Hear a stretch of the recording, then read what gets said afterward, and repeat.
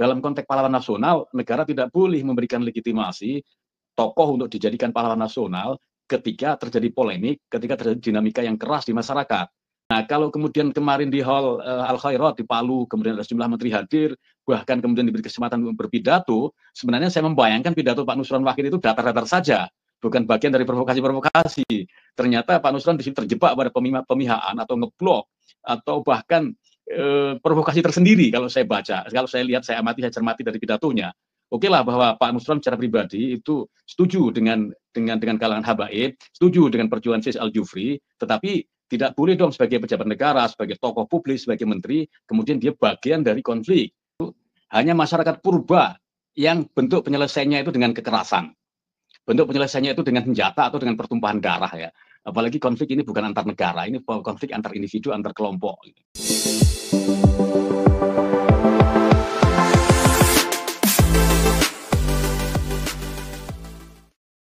Assalamualaikum warahmatullahi ta'ala wabarakatuh.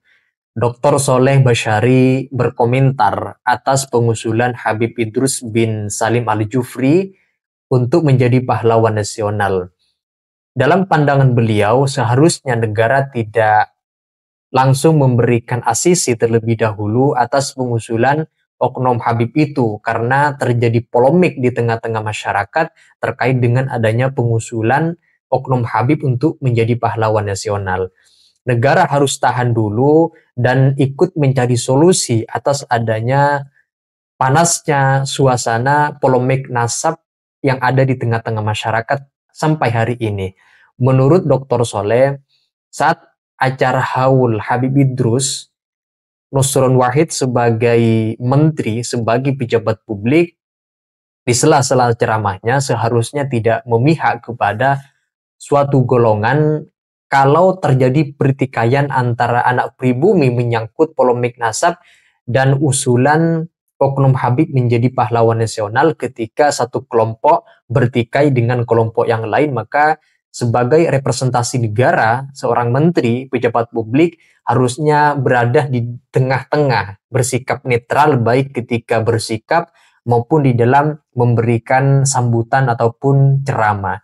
Harusnya ikut mengademkan suasana supaya tidak saling lapor-melapor dan ikut mencarikan solusi supaya masyarakat di bawah sejuk mendengar sikap seorang pejabat ketika ikut berkomentar atas adanya polemik nasab ataupun bersikap ketika dimintai keterangan terkait dengan hal-hal polemik nasab, utamanya di dalam pengusulan oknum Habib untuk menjadi pahlawan nasional. Nah, untuk itu teman-teman, mari kita simak komentar dari Dr. Soleh Basyari yang menjelaskan atau berkomentar atas pengusulan oknum Habib untuk menjadi pahlawan nasional dan pejabat-pejabat di sana yang berceramah, kemudian ceramahnya dikomentari oleh beliau. Nah, untuk itu mari kita simak dalam video berikut ini. Selamat malam Mas Yusuf, Ki Ubaidillah dan Mas Taufik. Minal aidin wal faizin, mohon maaf lahir batin.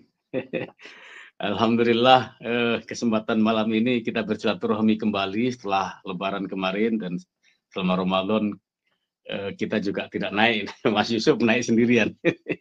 Ya, perkembangan di Banyumas, Purwokerto, kemudian di Madura dan di Palu dan sekitarnya di Al Khairat itu memberi catatan menarik bagi fenomena keislaman kontemporer kita. Ya kan?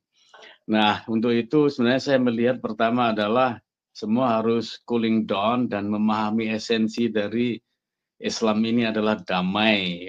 Esensi dari keislaman kita itu termasuk dakwah, termasuk di dalamnya adalah persoalan nasab, itu harus dikembalikan pada yang substansial dari keislaman kita, dalam hal ini adalah kedamaian.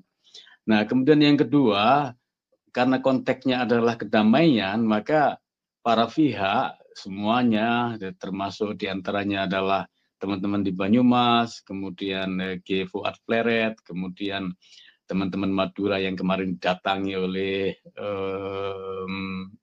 Bahar bin Smith, dan juga teman-teman di Palu, itu idealnya adalah menyadari dirinya bukan bagian dari konflik. Jadi harus menyadarkan dirinya masing-masing ini, self-consciousness, kesadaran pribadi, bahwa Jangan dong sampai seperti itu. Oke, ada satu dua yang provokasi, tapi jangan kemudian ikut-ikut terprovokasi. Kemarin saya juga yang ketiga membaca rilisnya Ketua Majelis Fatwa Majelis Ulama Indonesia, Profesor Asrorun Niam Soleh, yang menghendaki satu dua orang untuk atau kelompok-kelompok tertentu yang merasa tersinggung dengan statementnya Gus Fuad Pleret untuk melaporkan kepada pihak yang berwenang. Nah, sebenarnya kan ini menurut saya itu kemajuan ya. MUI dalam hal ini kita menginginkan sebagai melerai konflik-konflik yang ada, mendinginkan provokasi-provokasi dari dua pihak, dua kelompok yang berbeda ini, bukan sebaliknya malah menjadi bagian dari konflik itu. Nah, apa sih sebenarnya yang diperdebatkan? Apa sih sebenarnya yang diributkan? Apa sih sebenarnya yang menjadi penyebab dari gerakan-gerakan yang istilah Mas Yusuf tadi adalah sosial politik. Kemudian terjadi pelaporan yang menurut Yusuf Mars tadi adalah terbesar ya, di Banyumas sebagai respon pelaporan atas Fuad Pleret. Nah, ini kan para tokoh, para pimpinan, kemudian apalagi lembaga-lembaga resmi ormas-ormas Islam, saya sebenarnya lebih setuju dengan PBNU yang umat tidak usah terprovokasi, tidak usah ikut-ikutan. Nah, ini hal yang menurut saya statement terbaik terkait dengan konflik ini. Sedikit berbeda dengan statementnya Ketua Majelis Fatwa Majelis Ulama yang mendorong komunitas tertentu untuk melaporkan, gitu kan. Nah, untuk itu kita kembalikan kepada, dan yang terakhir saya harus menyikapi Kementerian Sosial dalam hal ini yang menjadi leading sektor pemberian gelar pahlawan nasional, yang menjadi penyebab dari statement kerasnya Fuad Pleret yang kemudian berkembang merembet kemana-mana. Dalam konteks pahlawan nasional, negara tidak boleh memberikan legitimasi tokoh untuk dijadikan pahlawan nasional ketika terjadi polemik, ketika terjadi dinamika yang keras di masyarakat. Negara harus tidak hanya meng-hold dulu atau cooling down dan melakukan edukasi dengan melakukan pendekatan-pendekatan sehingga konstruktif, tidak ada polemik, tidak ada dinamika yang arahnya destruktif. Nah, ini belum dilakukan oleh negara.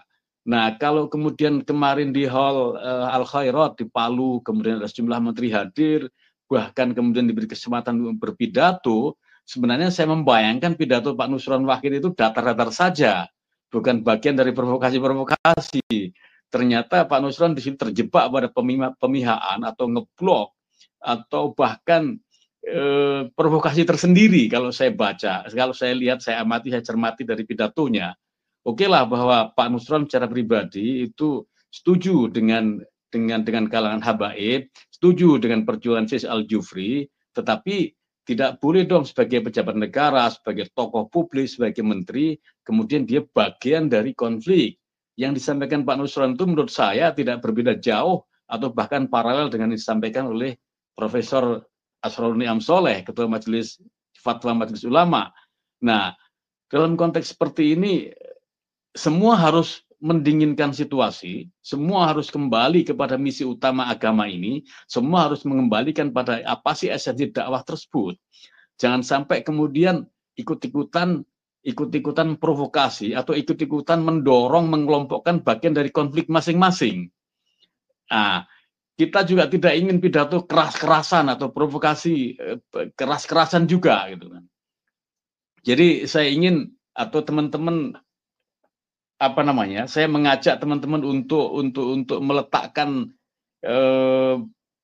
konflik ini dalam tanda kutip atau polemik tentang nasab ini dikembalikan kepada wilayah masing-masing, dikembalikan kepada kesadaran pribadi masing-masing.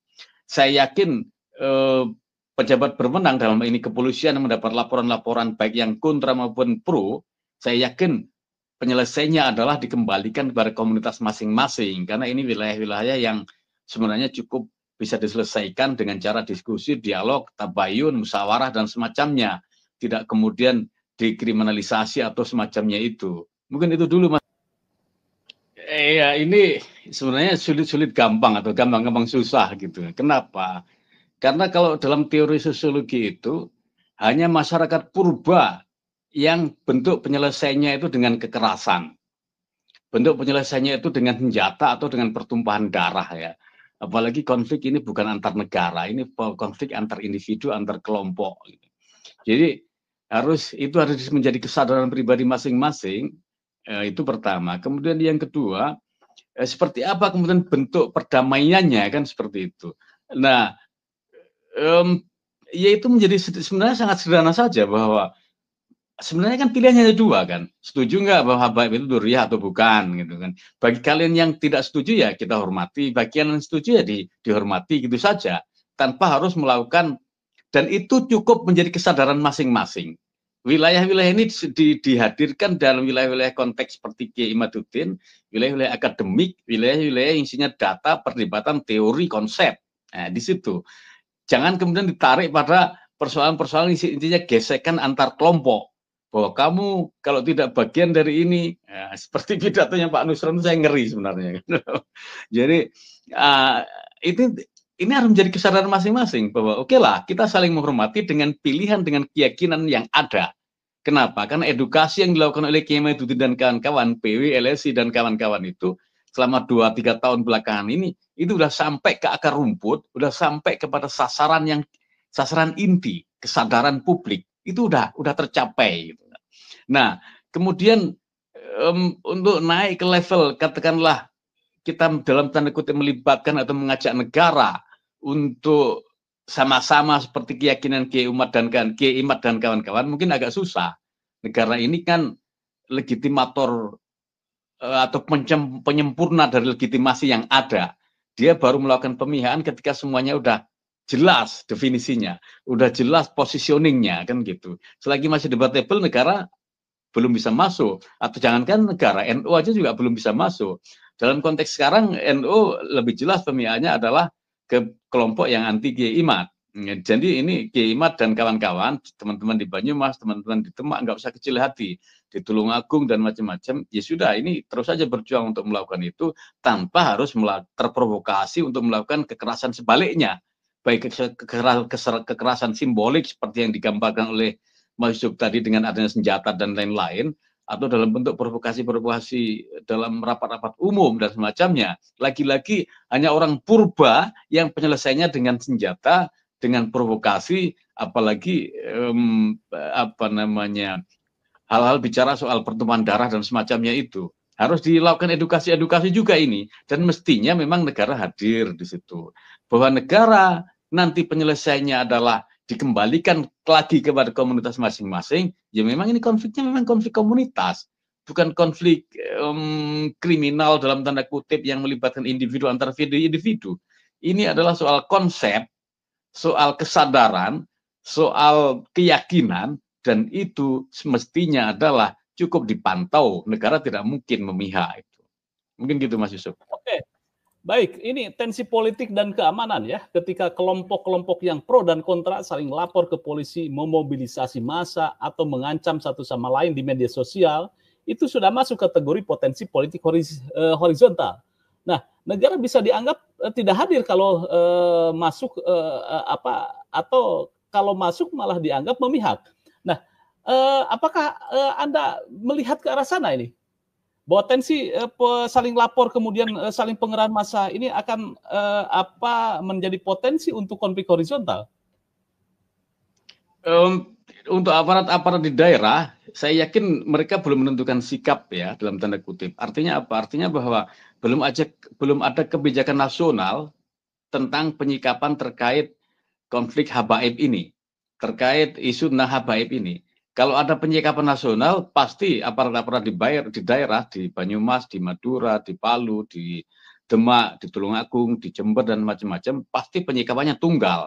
Nah, mereka ini tidak ada arahan dalam tanda kutip, karena penyikapan nasional belum terjadi.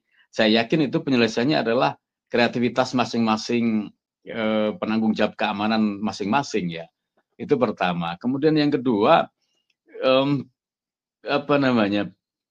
pelibatan negara dalam konteks ini, negara pelibatan dalam arti itu bisa masuk hanya persoalan pada ketika terjadi chaos ya, ketika terjadi benturan sosial, ketika terjadi gesekan antar kelompok, itu baru masuk.